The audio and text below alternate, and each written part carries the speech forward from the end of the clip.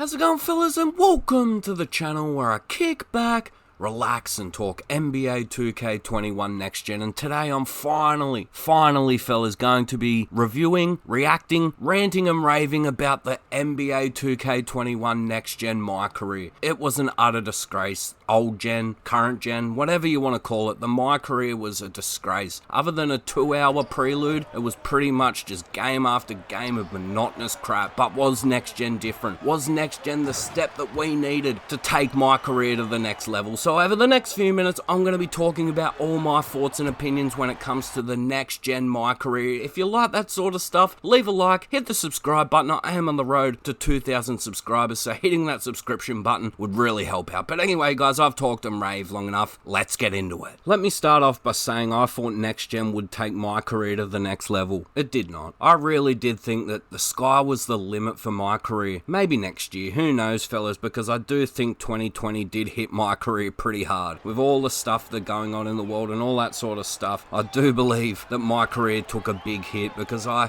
think Next Gen was meant to be the current gen story. I really do, fellas, but they had to split it up and give the current gen absolutely nothing to give the next gen something. Because I'll tell you right now, fellas, all the story really is just of your agent and Hendrix Cobb, or whatever his name is, Xavier Cobb, Hendrix Cobb, whatever his name is, that Cobb bloke. It's just really weird. There's no new story. It's pretty much exactly what should have happened in 2K21 current gen. It's sad, it really is, because I wanted Mycareer to be a whole new experience, because they did promise us, built from the ground up. Yeah, the city was, the My Team wasn't, the Mycareer wasn't, the gameplay sliders were changed, and the My Player builder changed, but to say it was built from the ground up is completely wrong. It really is, fellas, and Mycareer is no different. There is a lot of game after game of monotonous crap, but there is cutscenes in between. There is interviews in between most games now. When you are performing well, you are doing interviews here, there, and everywhere, which is great. And there's story between you and your manager. I picked that old chick. That's who I went with, so I'm having interactions with her and her assistant all the time, saying that I want more minutes with my manager, not my manager, my GM, and everything in between, which is a great thing. That's what we needed in current gen, but as I said, due to probably 2020 and the things that have happened, I think Mycareer took a big hit that it did not recover from, so they had to split current gen and next gen Mycareer. Hopefully with another 12 months that they can take next gen Mycareer to the next level. But the next thing I want to talk about is the only new thing in the Mycareer is just choosing between college and the G League, which is a great thing. These big decisions and having big effects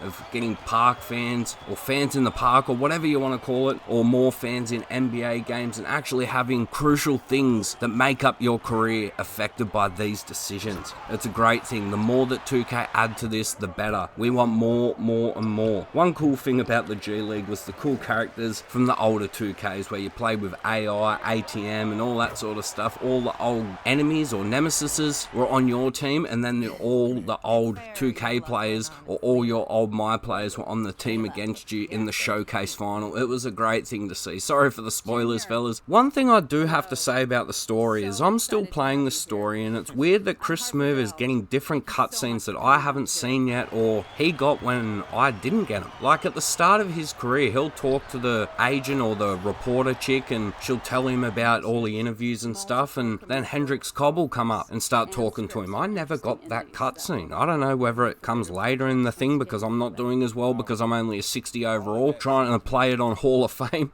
If you do want to see that series, fellas, leave a like because I will be making the Natural Gifted Athlete in a brand new Mycareer series. 60 overall on Hall of Fame. It is a sight to see. It's going to be a different series, fellas. It's not going to be your typical Mycareer series where you go out and score 100 points every single game. But the next thing that I want to talk about is new generation, same problems. I want the prelude to matter. I say this each and every year. I don't want to do this 4, 5, 6 hour prelude and then I just choose my team where I go. I want to go in the draft. At least give us the option to choose. When all those teams come up, just say, say, I don't care, let me go where I go. You know what I mean? Just allow us to have that option. You don't have to make it mandatory, but at least give us the option. Another option that we do need in the Prelude is difficulty. I want it harder. I know a lot of players will be like, I want it as easy as possible to get my badges. Yeah, that's cool, that's fair, and that's what you want. But what I want is a harder difficulty. I want a hard career. I don't want to be scoring 150 points in the second NBA game. I don't want to do it. I just want to chill and build up a career over year, over year, over year. That's what I want to do. I want it hard. I don't want to go number 1 draft pick every single time, or number 2 or whatever. I just want to play the game. If I have bad games, that will affect it, and I might even go number 26 or second round or anything like that. The only thing that the first round or second round or where you go in the draft is 100 VC. That's about the only difference. If you go in the first round right up the top in the top 3, I think you get 700 VC a game, and if you don't, you get 500 VC a game. It's 200 VC a game. That's all that you're playing for in the Prelude, and it sucks. The higher you go in the draft should determine how many minutes you start with and things like that, how many roles you actually have to play. They're the things that we want. A higher draft pick will be on a better team, so he'll get more minutes. He'll get even a starting position. You know what I mean? Like, it's things like that that they need to do to actually make the Prelude worth something, because you're just playing it and it's just not really that good. The only good thing about the Prelude is you do challenges each game, which changes up the gameplay, which creates a bit of gameplay variety. Sometimes you need 7 assists, which makes you pass the ball more. Sometimes you need rebounds. Sometimes you need to outscore certain players and things like that, so it changes up the gameplay, which is a great thing.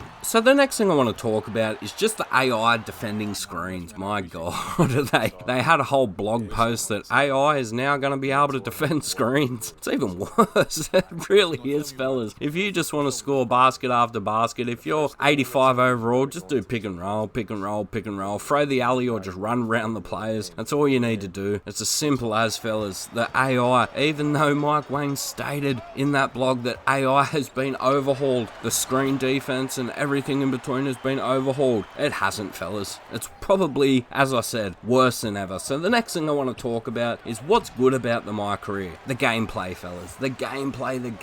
Finally, I'm not a role player anymore. Finally, I feel like a superstar again. I can shoot, I can dunk, I can dribble, I can defend, I can do everything on the court that I need to do. It's great. It's the best thing about the Mycareer, hands down, is the gameplay. Superstars feel like superstars. If James Harden is wide open consistently in the corner, he's gonna green.